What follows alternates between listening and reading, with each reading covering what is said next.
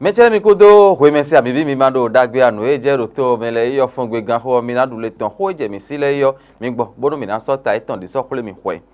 mi atun toro mejele senu yuen tenwe le so ye hon wa ye hwele kokan izeme on o sin kan e yin to wo kun plaso mi so mi to gan tan mi lo wa ido fi le do son sin azan we go gbe yo ye to zo gbe sin kan e ni onji sen do gba sa so ye hon wa ine on ye de afomo ko ton matin le television mi ito ton bo dorote so sa pa han ton po le lo gbe ton gbo yo kontan mi lo mo mi na se mi na tun le ndetin wo yin ye de wo do won do mi ton le ji gbon egbe be ndo mejile ebla oyon de sin alopo afoko do no bo flo mi on do klena bo yin ya bo ro sisa ni me alopa de ye eni ozo din bo po don le yo ye de won ton bo afo ikode mi na yeji ko tun lo yo ye do mo je ye ne fu de su da fo ho me ne le ho de gbon le ta won yo mi na se ho de bo tele fo do mi si lo bo mi na so wo agona gbe na do je ko nu wa ye mi ko do ho mi se.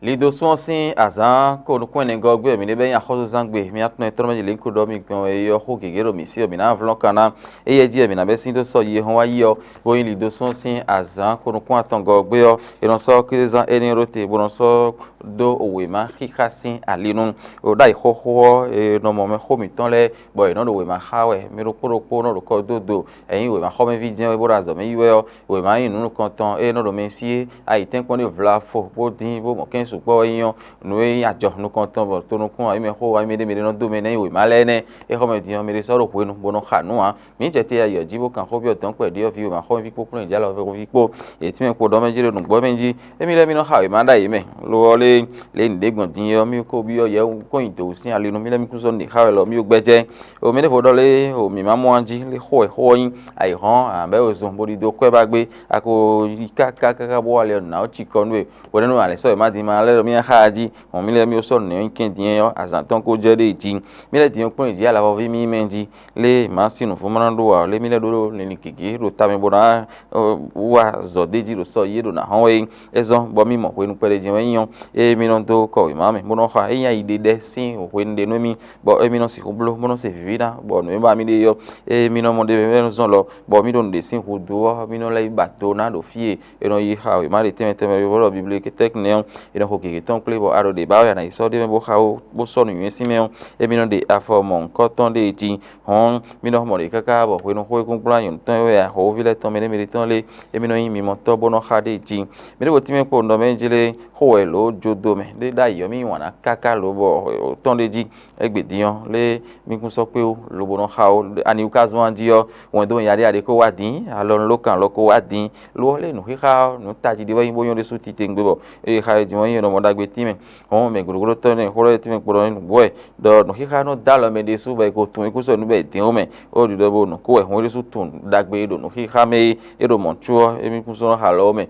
mi on we ne blo ti yon le o azan ko jedo tite ngbede sun ke zan ni so ro te so ye won waye ne yan si hublogbon bo nu ha me bi na yin wana lo bo na de afoton e wezon e di e mi le mo kon so le bo na yo o mi na lele ko aji no mi lo ni wa mi ton de vo me mina gbe kan de ma tin ko do menjele de ko dogbon mi no wa sin bi benu eye o sin do sin agba saso ye hon igan se me hole ko o sin kan eyin so mi to gan to mi lo fi ai so me le do so sin azan to we go gbe yo se nu mi ten mi le yo yi to so gbeji torote o ko si so sa eyin sin do gba sa mi ton sinu kan to e we ha ogbeta kin le ko se teme e don do ali eni on le pon to lo ho ito me de me bi wo ti me po do menjele o sin onji we lo zo me bo godo ha me ton teme e ko do centro mi ton si we ma me on do le e no so mi to gan ton afla fo bo nu me de sa do ji bo yo le apa we ji bo e no blo do de ji bo le sin on dogbon le e inu kan ton bo wa sin kan e te je me ton le no na se na ko na mi de so mi ko na do le do son sin azan fo ton kun do ko go gbe de ji hon e blo ni on gudu le azan ton we no blo azo me zan ton e we e no blo bono e nono te pon me devo e sol do ji bo ma ipe nu sin kan te je metan eniyan e na e abi to vide po alo me de bo hen bo bana je kodo e o a no hodo no de ro fi mi kinken hode ro fi le ti le ro fi o le eniyan we nono te pon le sin bi ogbon ine e ka no te pon no le bi hui kaka je e ho me din le me ro kun ti te bo de afo mo nkan tan o me le kun aje we o me le kun gbegbe na o me le kun do pe le pon mi abo te mi alo pare bo o ko flo me de fin ka we ado eyan e mo we yan tiyan le o nu kan tan eniyan e yi be apa nu kan tan so mi tan le e don gbonji ma vo blo de fo de ji do sin we do mo we go we ndo menjire endo so mi to gan ton mo won apa nu kan tan e ken e mo no fine ro pe to kan ko je ko ze flo mo wo lo le e don bi odo menjire hun me ni on e we he na pa gbe na mo de gbe na lo le e we din bo nu kan tan ton gbonu so mi o nu e so ma to gba godo de tin de fo endo menjire sin ondo endo nu e ma mo ahun hun apa we go yin o so mi kan tan ina vo blo bo to vile na ze ko bo so ma to gba de fo de tin e de le bi hu si me bo so sin on le mi he din sin ko ne e mi na sin kan te je meton apa mi le tan ko yo de mi ko dogbon ko do le sin dogbon ko do ni onji yo le mi de bukun ti te din bo ade afode bo indole e o mi gbegbe na mi igbe ale ti le ho do nu le nu kinkenken de bukun de o hon fi mi de din yo mi do so gbe 33 do menjele horomia te wada yi e wo to gan to ye to ton pombo hoforo so mi gudo bo no e Mariam chami talata e woyin o kan bodo gan nu konton benen to oton le tin ko do ne le bi hu ji yo le mi de gbe bo do so gbe sin kan le ji do menjele to gan podo bo de uton yin to e to ton bo mi so tin mi me bi na po bo so wenu e mi so ma do gba re do sun si asan we go mi do gudo aye yo enen romian wada yi podo no e Mariam chami talata koro sin kan e lo e mi na din yo e mi do so gbeji bo hofo e de tin pero po e mi ne bi na no kun ele sin bi ogbon yo e wo yin do menjire nu fason e me mi abi otan be na yin o azan ko nu kun enengo gbe yo e we o kan e na je asiton bo san ene me kan we me yo e na be to gan sin azo yi wa ton bona gbe kan de nunu o benen to mi ton nu huitan e devo e jawe do nu kon ton e de din ko le bi huyole e na so bona jira do hoja mame o to gan na ton bo me na tumbo e mi do zo gbeji din yo sin to do gba sa do le e kun so ko hodebo me den la do de wo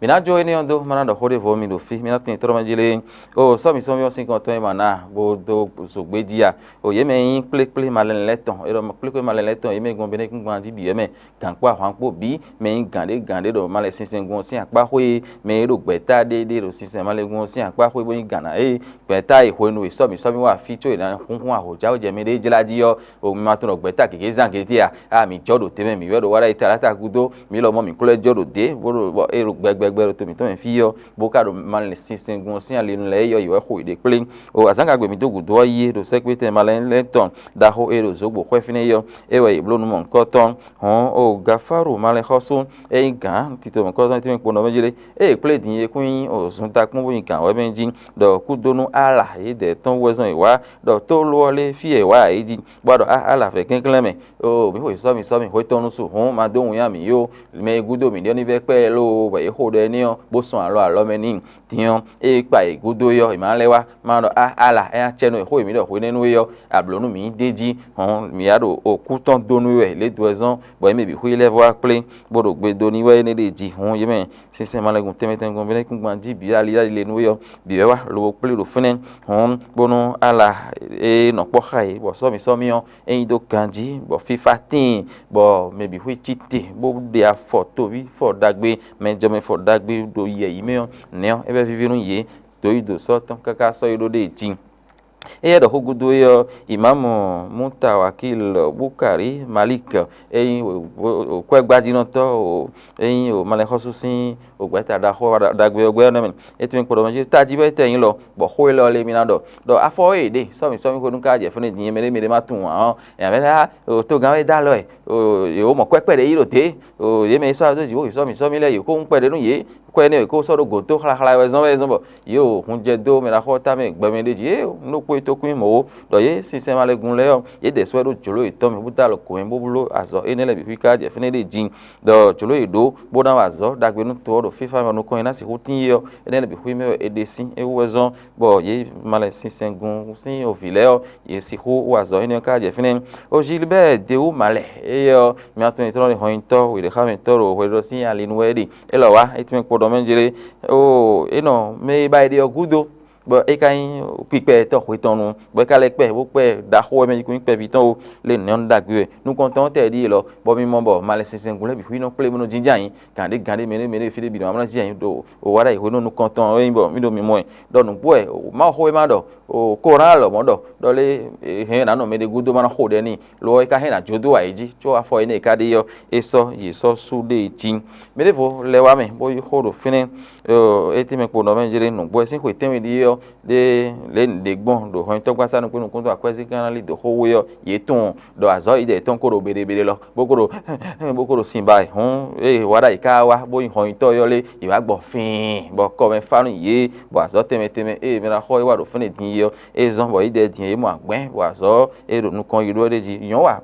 si je ka pasi salon ton me voyage pere pon hun lo nu gbon fun yan tiyan ye de ba ko ndo le ko ten we jawe wa che pa na zan kiti ro fun yo ni tijon didi podo gbo ni no do to bo ka wa zo bo to inu kan po dide ji le ye me sinsen malegun file o ye bi ogbon yo ene o mentilemi mina ya pade wo we lo mi afa hwen po bona yi togudo mi atun me njele mina besin o yovoto me e mina besin Emmanuel Macron e togan o français to otan yo e we do ho jenu kan bo so o wen do toji e ho me po e ti me po do me njele nu gbole so mi e mi lo do bene to mi ton fi yo le romia do wara ipo no e Mariam chabita lata po e we so mi eniyan e pa we tonu de tin hon wen e me ra ho e sodo toji yo Emmanuel Macron sin wen e ho do de neme e sodo toji e ti me po do me njele nu gbo e kanjicha e ro bene to mi ton po to ma o yo to po si tentin yo e na lito deji le do ezon mi gbon fi bo wa ro pe gba be panu romia de wada idole somi eniyan e pe we tonu we yo eniyan le mi gbon fi bo do gbe ni de jin dole inagbe kan do azo no ko wa ewu do tadio homesin o do documentan le won do nu mi tan le we khonu mi tan le e sin kan chicha e do to we le tentin kaka i hon mi tan le me ran do azogbon apa eniyan we akwazi kanalito aina jai do tadio we nu mi de din yo le enen de ji hon san de din o no e me da ho e won la bo so do toji yo minamo o yeton bo ho edo fine yo ko tonen ene gudu Donald Trump ele so États-Unis sin to gan yo e lo mo e do ho me ti mi po no mejire e mi pagbe nu romian wada irole aloton ni mi so ken gbologbolo lo linde jin do so mi to gan ton iye yo le pe do adoma hu yo me mi do fi hoso bo le ti to me ko de gbon do to wele tin da ye yo to so ton le na le do nu kon ideji bo ye wele ole e na no po bo na wazo bo nu kon ina tin de tin on mi gbon fi bo to intronjele e mi na pagbe ni de tin ene ogudu o hoye so huri si afo so rote do bene to mi ton fi po do togo sin to me po ye lo mo ye do home ma to no sen do gba sa sin kon te je meton e dan do azan fo to no kun po go we bona o e dozo gbeji do so ye hon be yin li do so sin azan ton ko kun aton go gbe a hon o huri si to e lo mo e pagbe nu bene to ta on do so mi le yin do ganji fe me o e ti mi po no menjele me go sin to gudo bo aso nu yen nu kun bo kun do te kana je fla fo aji e lo mo cho no bi kai do ganji ele e mi pagbe nu bene to bo le pagbe nu gonu e yin to plegbe ta se de o ton le jin on mi gbon fine yo mi lo mo mi pagbe nu horomian wada ipo no e Mariam chabita la ta podole e adama ti onu ye do mi so okuloyin dole mi na no po ha ye bo azo na si hoyin o wiwa bo kan ita e ro to wele tintin yo do so ton ni e na level do nu kon ide ji bo honton yi ko de tegbe yo e na fon bolevo o gbe kan denu mentilemi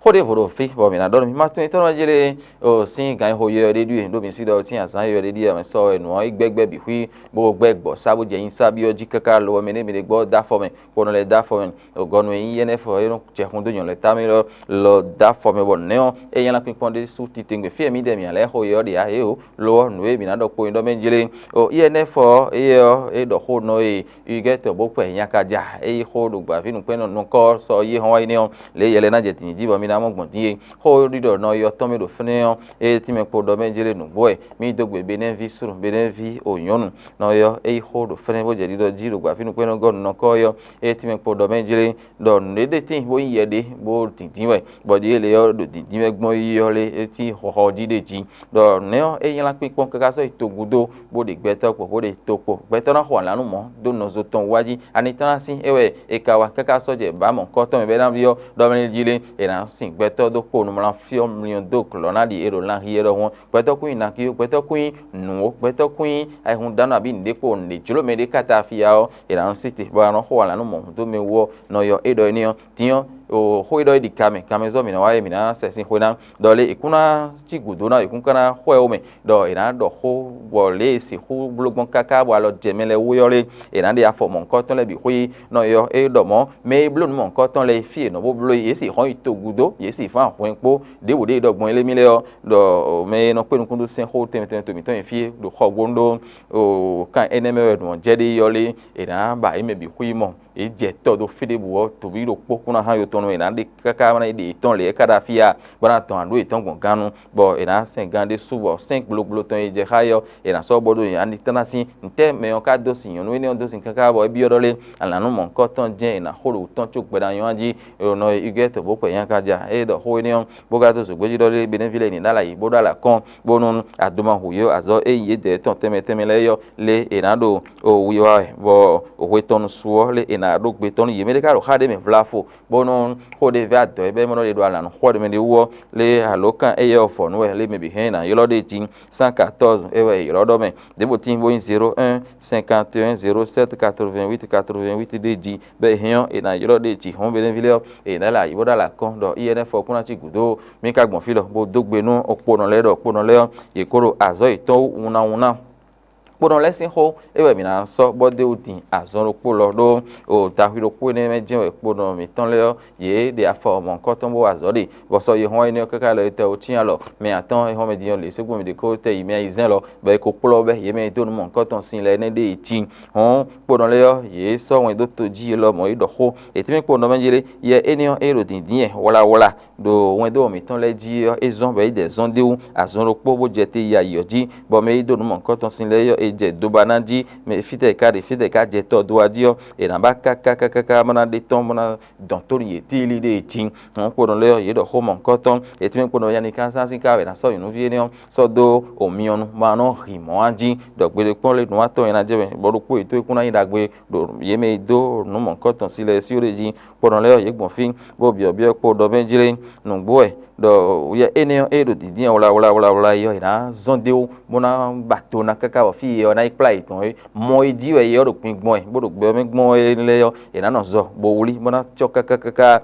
bana tia o mele bi huideji hon o me vi bini dala yi bo dala kon azon ye de ton yo ina yin o wiwa to o we ton deji no you get bo pe yan ka ja ye na do fo ton da ye tin ko no mejele me ro ye mon koton jawe le yo le ye ni gbo yeni gbodo meyo tiyan edo wetede nukpo ito kuinde bodo tuton le enende nukume ton le vodo we ho hon eyin lo aka se nu je ya ma se do inu akon eti no le ele vodo jaja god now enende ti hun me bi ni kenkele bo sunsun be bi ni kenkele bo gbo peje do koi do me ye ton je lawe yo me bi edo meyo tun e do nukume ton e we ho ne ekun bo nukume ni ho de bo ni te no blogbon mo lo le ena yan ena no bo nukume ni bo ena kuna mo me we yo bona bu fide eno do mo po mo jawele eni onyana me na le pe kan de ndin le ole me ne le ole e na ba e mo na chi en do e o gbe woni ka gbon ho kala je mi ma jible mi ma gbe me andio le sen e jeha do kan ko ne me on e na so boda bodo o menele u de tin on mi se enele bi hoyo mi je mi se na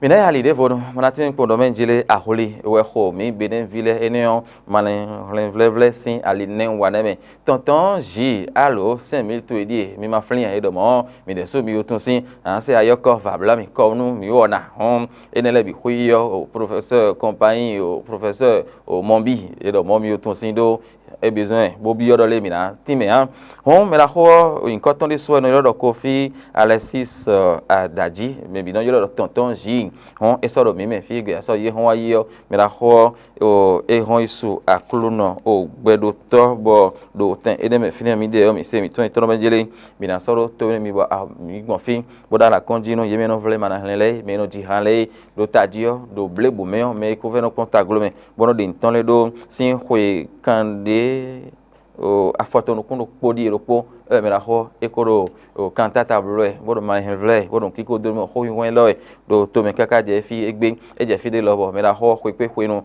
ndo azomo koton wa ediyan hwe kande odi ton yo edu o hwe ton do benen to me fi bo da me de dio e ho me diyan e so ro mi mo ya amoye ton abi ase hori abi amwero o ma hen fi de hon o ye ton e ko blo dai chobo su manweyo ejen inayi hon o tonton Ji e homedion e soro mi me sero ozani mi gbon fi o da la konjinu hen mo ton le da la konjinu benen vile hansino le me ko veron contact globe wonu din ton le yo mi da la konjinu me bi kaka so ido o me chele mi ena chero mi me no vivio pepe we erondu sino poro do to me lo tuwe no mlan to kaka ne no ejero mi si bo ifongbe bo mi so abo kole mi ho me din le yo e do tenu mi eje mi ko de ne fongbe ganje we ho me chele mi e ite ni gbe